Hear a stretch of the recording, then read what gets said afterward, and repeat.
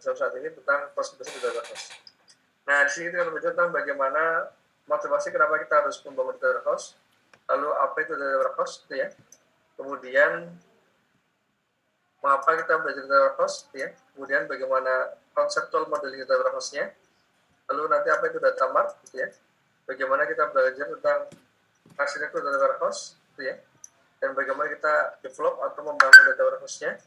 Kemudian beberapa vendor atau perusahaan yang bergerak di bidang pembuatan data warehouse dan bagaimana kita nanti membangun suatu data warehouse yang mendekati atau real time terus juga. Ini beberapa poin yang coba kita ajarkan di sini. Ibu-ibu yang berhadir ini ada Bu Laura, ada Pak Suwadi, mohon izin, itu ya. Nanti mohon disimak dulu. Nanti akan saya jelaskan di materi yang sebelumnya kemarin. Jadi siapa? Baik, izin Pak Wardi, salam kenal Pak. Ya Pak. Baik, Pak. Ya. Jadi nanti akan saya jelaskan tentang teknis kuliah penggantinya Pak. Tentang kuliah penggantinya nanti setelah materi ini Pak, mohon izin. Iya Pak. Baik, jadi untuk data warehouse ini, nanti kemarin sudah kembali ke materi sebelumnya, coba saya sedikit. Nah, di materi yang kemarin sudah saya jelaskan dari sisi struktur ini. Struktur dan komponen business intelligence. Jadi di sini, dalam membangun business intelligence, ada sektor yang perlu kita pahami, ya. Nanti ada namanya, ada POS di sini, ini proses transaksional, ya, ada berujung. Ada namanya adalah database operasional. Kalau bilang kita bilang sebagai database transaksional, ada POS gitu ya, ada ERP, ada legacy, ada OLTP, online transactional processing, dan data-data dari web maupun dokumen. Dan data ini nanti akan dilakukan proses ini tadi, ETL, ekstrak, transformasi, dan load. Kita ekstrak datanya, kita transformasikan, kita rubah sesuai dengan standar yang bagus kita, baru kita load, masukkan ke dalam data warehouse. Data warehouse ini yang nanti akan sebagai pusat pangkalan data untuk menampung semua data dari data sumbernya, data operasionalnya, atau data transaksionalnya. Nah, dari ini akan dipecah dalam beberapa DW yang lebih kecil skupnya, yang kita sebut dengan namanya data mart. Nah, nanti akan saya jelaskan di belakang, data mart. Nah, data mart ini yang nantinya akan menjadi suatu database untuk pusat visualisasi dari bisnis analitiknya, atau untuk dashboardnya nantinya, atau untuk olapnya. Jadi dikasih Bapak Ibu di sini, di sebelah kanan ini adalah area dari business intelligence. Ada DSS, ada OLAP, online analytical processing, nanti buat reporting, ada dashboardnya, yang nanti ini bersumber dari data mart dan data warehouse di sini. Makanya tadi di pertemuan ini akan saya jelaskan tentang konsep apa itu data warehouse. Ini di suatu sumber akan data untuk menyajikan visualkan dari hasil. Bahkan data mining pun atau untuk mesin prediksi atau mesin learning itu juga bisa berasal dari pangkalan data mart atau data warehouse ini. Ini kemarin yang sudah saya jelaskan. Nah, sekarang kita masuk dalam fokus ke sisi di data warehouse. Jadi masuk ke poin yang di data warehouse dan data mart. Di data warehouse lebih ringkas. Baik, Bapak Ibu, lanjut di sini. Motivasi kenapa kita belajar data warehouse, gitu ya. Di sini kita jelaskan, construction of data warehouse atau DW involves data cleaning and data integration. Ini important. Reprocessing step for data mining. Jadi memang dalam membangun suatu data warehouse, ini akan melibatkan atau akan menyertakan proses pembersihan data dan proses agregasi. Dan bahkan tahapan ini memang sangat penting penerapannya dalam tahapan membangun data mining. Jadi memang kalau bisa belajar di UI, kalau mau buat data mining atau penambahan data, sebaiknya membangun data warehouse-nya dulu dari pusat pangkalan datanya. Setelah sudah status pangkalan datanya, baru kita bangun ke penambangan data. Jadi memang pangkalan data sebagai pusat untuk mengumpul semua data transaksional, dan baru kita tambang setelah itu. Nah, kemudian tadi ya, jadi memang dalam membangun data warehouse tadi ada tahapan cleaning dan data integration. Misal gini, saya sebagai rektor di Bundur misal, saya pengen tahu data IPK rata semua mahasiswa. Maka saya akan menggabungkan data dari FTI, dari FEB, dari Vcom, kita gabungkan. Itu namanya data aggregation. Kita fullkan semua data. Nah, baru kita bersihkan. Oh, ada record yang kolomnya kosong kita hilangkan atau kita isikan dengan nilai rata-ratanya seperti itu. Nanti baru kita sajikan dalam bentuk OLAP namanya. Adanya nanti DW ini, data warehouse ini, menyediakan suatu OLAP atau menyajikan suatu online analytical processing untuk interaktif analisis, untuk analisis yang interaktif dalam bentuk data multidimensi. Ini nanti dalam data warehouse nanti ada namanya OLAP yang akan menampilkan suatu dashboard atau suatu table, tapi dalam bentuk multidimensi. Kalau biasanya kita table hanya 2 dimensi, ada sumber X, sumber Y, ada baris, ada kolom. Kalau kita menggunakan OLAP, kita bisa menggunakan sampai lebih dari 3-4 dimensi. Itu sangat bisa. Maka nanti ada namanya MDX query, multiple dimensional X query namanya. Jadi kita bisa melakukan penyajian data dalam beberapa dimensi sekaligus. Ini terlibat dari OLAP. Yang nanti akan mengaktifkan dari kegiatan data mining. Ujung dari OLAP ini nanti akan digunakan untuk mensuplai dari data mining. Data mining function di sini, fungsi data mining dapat diintegrasikan dengan OLAP, dengan operasi OLAP, to enhance interactive mining of knowledge. Jadi memang beberapa fungsi data mining ini nanti dapat diintegrasikan dengan proses dari OLAP-nya untuk lebih menyajikan knowledge dari data mining yang lebih interaktif. Jadi memang nanti OLAP pun bisa digunakan untuk mendukung dari penyajian hasil data mining. Kemudian, DW will provide an effective platform for data mining. Jadi memang dengan data warehouse tadi dapat lebih menyajikan beberapa data dan platform yang lebih efektif untuk kebutuhan dalam penambahan data ke depan. Kemudian, while DW are not a requirement to do DM, they will store a massive amount of data that can be used for DM. Jadi memang nanti data warehouse ini akan menyimpan suatu data tentunya besar, yang masif, yang besar, yang nanti akan digunakan dalam pembangunan penambangan data. Tadi di sini ada gambar, di sini kan ada data warehouse, yang di sini ada data mining. Tadi ini dapat support kegiatan data. Nah, apa itu data warehouse di sini? Ini menurut ini JIHA ini pengarang ya, baru namanya JIHA Wharton nggak salah, sama pengarang bukunya. Jadi defined in many different way, but not precisely. Jadi data warehouse perhatikan di sini definisinya adalah pertama adalah business support database that is maintained separately from the organization or DB. Jadi suatu database nanti akan mendukung pembuatan keputusan, yang nanti akan di-maintain secara terpisah dari database organisasi yang operasional. Gitu. Jadi dalam konsepnya, data warehouse memang dibangun untuk pembuatan kebijakan keputusannya, tapi terpisah database yang operasional dan database yang warehouse.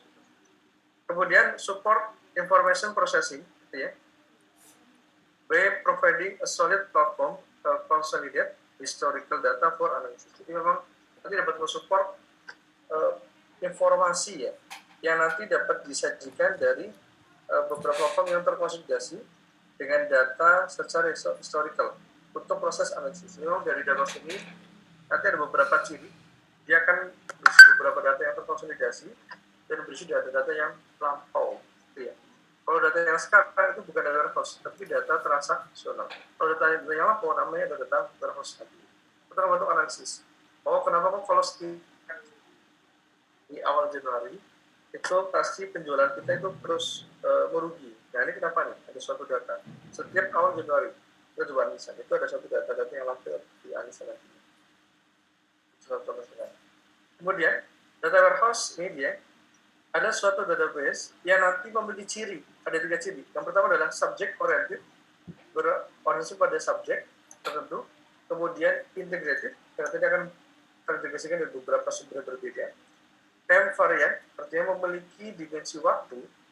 Dan non-volatile, artinya nilainya non-volatile process of data. Artinya adalah data yang dikumpulkan itu sifatnya non-volatile. Kalau dalam memori RAM aktif apa volatile, itu sementara. Ketika komputer mati, data di RAM akan hilang. Coba kalau di sini non volatile, artinya datanya tidak akan pernah hilang dan datanya tidak akan pernah berubah. Jadi apa adanya, non volatile. Ya. Kalau dalam proses transaksional kita bisa melakukan proses input, update, delete. Itu di database operasional. Di data warehouse itu nggak boleh. Hanya proses input dan view atau select atau menampilkan. Makanya non volatile ya, artinya datanya tidak boleh berubah. Ini bisa nanti ada lihat beberapa dilihat jadi beberapa contoh case dari Continental Airlines file flash height with instructor. Jadi penerapan dari warehouse pada maskapai penerbangan. Berikutnya, apa itu data warehouse di sini? Warehouse ada suatu physical repository where relational data are specially organized to provide enterprise-wide cleans data in a standardized format. Dari salah satu database yang untuk penyimpanan data atau repository data, ya, di mana data relasionalnya itu secara spesifik terorganisir untuk menyajikan suatu data untuk skala perusahaan yang enterprise, yang menengah ke atas, perusahaan besar. Dan berisi data yang bersih, prinsip data sudah bersih, gitu ya, dengan format yang standar. Misalnya gini, kalau kita berbicara kota Yogyakarta, itu banyak sekali istilahnya. Ada Yogyakarta, ada Yogyakarta, ada Yogyakarta saja. Bagaimana istilah bakunya? Misal kita buat kebijakan, semua kata Yogyakarta, maka kita akan setarakan menjadi formatnya Yogyakarta. Maka tadi ketika ada kata Jogja menjadi Yogyakarta. Ketika ada kata Ngayogyakarta menjadi Yogyakarta. Itu contoh dari data yang standar formatnya. Nah, nanti unik sekali kita juga akan berdiskusi nantinya. Nah, nanti tadi cirinya adalah ada subject oriented, ada fokus ke satu subjek tertentu. Jadi nanti ada data warehouse untuk kesehatan, data warehouse untuk akademik. Jadi memang setiap kasus berbeda data warehouse-nya. Gitu ya. Integrated tadi karena berasal dari beberapa sumber berbeda. Yang varian ada dimensi waktu dan non volatile, artinya tidak boleh berubah nilainya. Gitu. Dan nanti bisa web based, bisa berbasis web. Nanti ada namanya multidimensional data, jadi dua dimensi. Nanti bisa client server, bisa dijadikan bentuk server dan client, dan real time atau bisa secara real time bisa berubah ataupun begitu real time. Dan berisi metadata. Ini cirinya. Okay. Kemudian dari sini proses of constructing and using data warehouse. Jadi tidak proses bagaimana kita harus belajar membangun dan menggunakan data warehouse. Nanti kita akan belajar, nah untuk bangun ini kita menggunakan tools Pentaho ya. Nanti akan tadi disebutkan kita harus ada data inclusion, ada proses integrasi data, pembersihan data, dan data yang terkonsolidasi. Yang pertama adalah tentang data subject oriented. Sebentar Bapak, sebentar ya, saya ke belakang sebentar ya, maaf sebentar ya, belakang.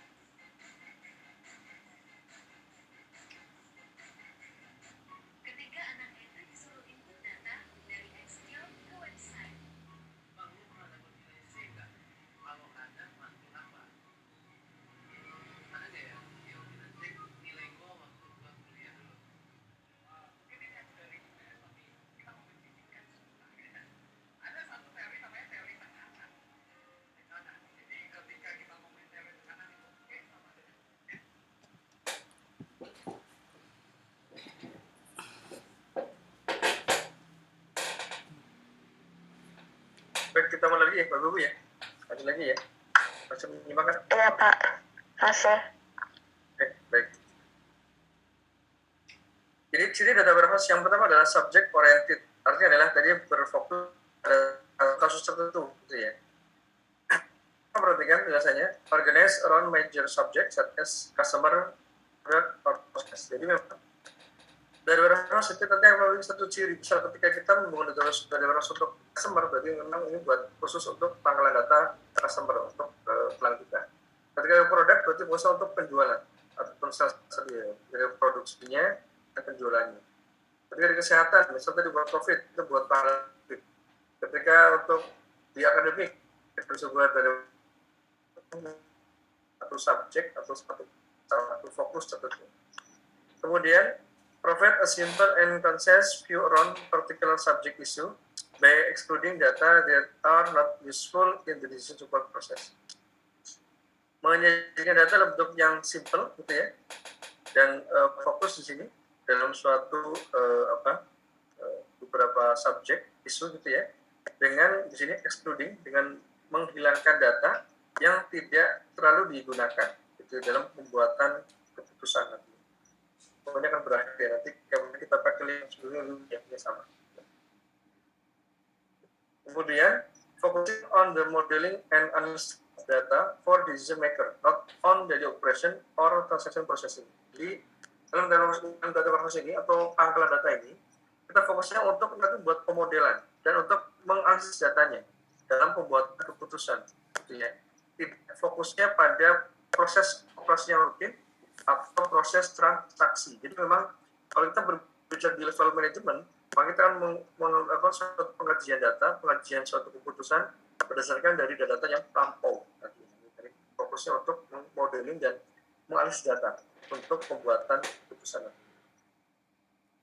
Kalau transaksi, kalau database transaksional untuk apa? Untuk nanti menyajikan informasi yang current yang saat itu. Cuma kalau data harus dia bisa yang current maupun yang lampau. Kalau untuk memprediksi masa yang akan datang, itu data mining yang bekerja. Kalau untuk memprediksi informasi di masa yang akan datang, itu penambangan data mining atau data scientist. Tadi ya, subject oriented, fokus satu kasus tertentu. Kemudian yang kedua, integrated di sini. Jadi akan mengintegrasikan beberapa atau bahkan sumber yang sangat heterogen. Kita bisa menggabungkan dari beberapa database, itu tadi sudah database Vicom, FTI, PB, kita gabungkan sama pangkalan data, atau kita gabungkan beberapa files, dari file CSV, dari file TXT, dari file JSON, kita bisa gabungkan dalam satu database yang sama, itu bisa. Jadi misal, sumbernya Pak, ini pakai dokumennya website, ini pakainya JSON, ini pakainya TXT, ini pakainya CSV, itu bisa kita lakukan suatu penyesuaian untuk ditarik dalam satu database. Atau online transactional record gitu. Misal tadi ketika ada melakukan transaksi yang online dari perbankan misalnya, setelah kita bahas yang ada pembayaran, ya mungkin tadi cicilan nanti bisa langsung diproses secara real dan bisa ditarik. Nah, jadi ini tadi menggunakan konsep ETL nantinya, extract, transform, download. Kemudian data cleaning and data integration technique are applied. Jadi dalam penerapan dalam integrasi data ini akan ada proses pembersihan data tadi. Misal ada kolom yang kosong bagaimana, ketika ada kata UK yang belum seragam bagaimana, nanti ada proses transformation, pembersihan sebagainya. Di sini ensure consistency in naming convention tadi, pastikan dalam konversinya tadi yang sudah sepakat. Encoding structure, misal ketika pria jadi satu, misal wanita jadi dua, misalnya itu perlu ada penyamaan encoding. Measure atributnya dan beberapa data berbeda. Nah, di sini when data is moved to data warehouse, it is confirmed again. Jadi memang dipastikan ketika data sudah dimasukkan ke data warehouse, itu harus memiliki format standar yang sama. Misalnya kita pakainya pria wanita, maka yang ada laki-laki jadi pria, yang adanya perempuan jadi wanita, itu harus dikonversi disamakan. Sebenarnya dalam satu standar yang sama, nanti buat memudahkan dalam pembuatan keputusan. Yang kedua tadi adalah yang berbeda setelah tadi integrated, karena tadi akan mengintegrasi dari berbagai sumber yang berbeda, sumber dari berbeda pun dari beberapa sumber file yang berbeda jenisnya, kita akan masukkan ciri yang penting adalah time variant di sini. Artinya adalah ada dimensi waktu di sini. The time horizon for the data warehouse is significantly longer than that of operational system. Artinya adalah dalam pembuatan warehouse nanti apa mi? Ya wong gak maju pribe wong mambutai kabeh je. Dipasu apa mi minu?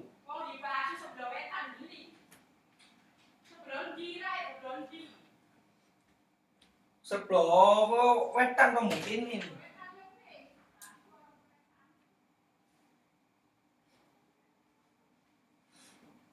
Pas wingi gua apa mimin ora teles ora apa ngasu je.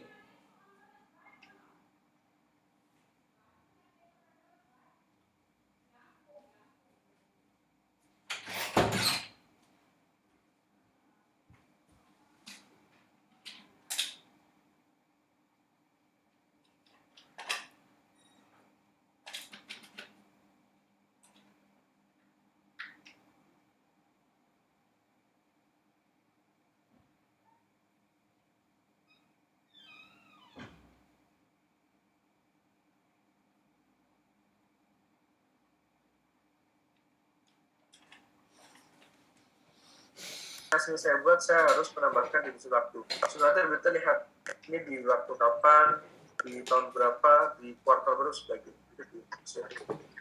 Jadi tadi ada cerita database sampai pada titik, kita pada satu kasus tertentu. Integrated karena ini kan berasal dari dua sumber berbeda dan tempat yang memiliki suatu dimensi waktu. Konsep ini nanti akan dipakai dari beberapa kasus sekarang ini. Sekarang kegiatannya besar sekali, ada yang menggunakan Python atau harusnya, ada yang menggunakan Oracle BA, ada yang menggunakan Azure ya, Microsoft Azure ini besar sekali. Nah, nanti kita akan arahkan ke Pentaho sebagai satu source. Nah, tadi ciri awalnya adalah non-volatile tadi.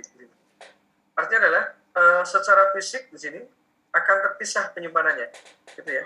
A physical spare store of data transformed from the operational environment. Intinya adalah database ini akan terpisah antara database yang warehouse dengan database yang operasional, itu akan terpisah, bukan satu plan sama. Berarti ketika ada suatu perubahan-perubahan, itu akan berubah pada database transaksional atau personal, namun tidak akan mempengaruhi perubahan itu pada database data warehouse. Kemudian, operational update of data doesn't not occur in the data warehouse environment. Jadi dalam konsepnya tidak ada proses update di sini. Artinya dalam data warehouse tidak ada proses update. Kalau di database transaksional kan kita bisa input, edit, delete. Nah, di data warehouse hanya ada proses input saja. Input dan view, input dan tampilkan, sajikan. Update tidak bisa, hapus sudah tidak bisa. Doesn't require transaction processing, recovery, and concurrent control mechanism. Ya. Jadi tidak menyarankan proses untuk transaksi, recovery maupun dari kontrol yang lain. Require only two operation in data accessing, yaitu initial loading of data dan access of data. Jadi hanya proses input memasukkan datanya dan proses bagaimana menyajikan datanya. Input, initial loading, and access of data.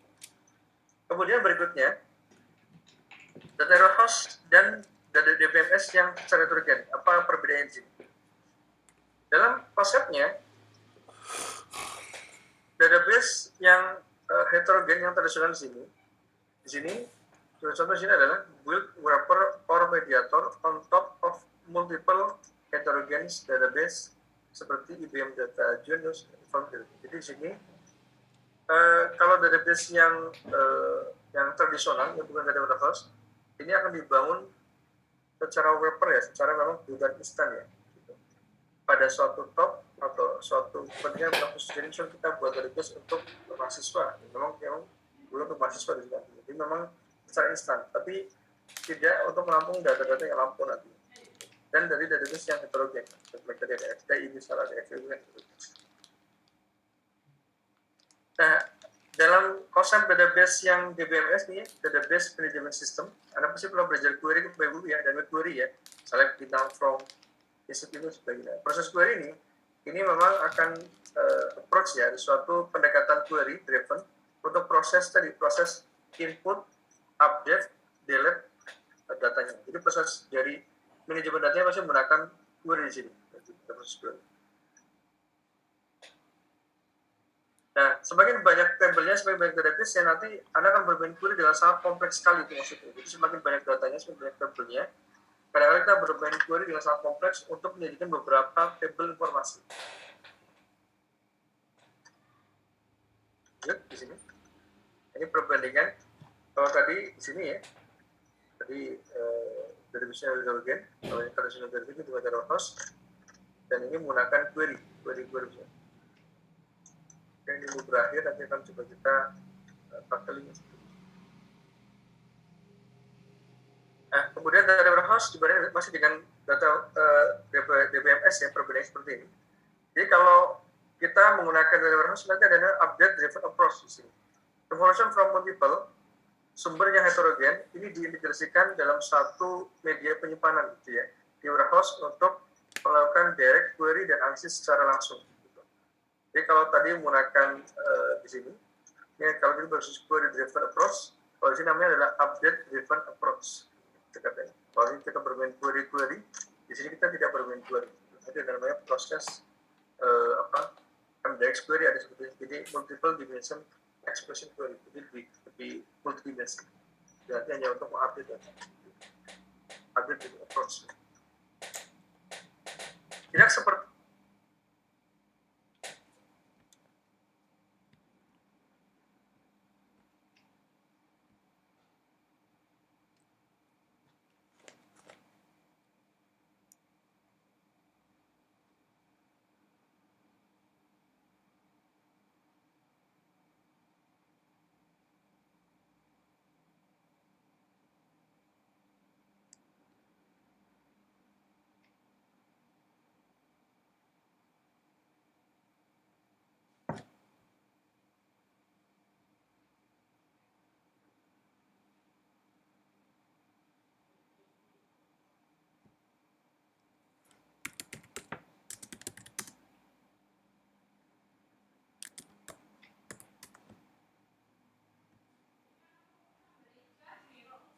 Iya, Mi.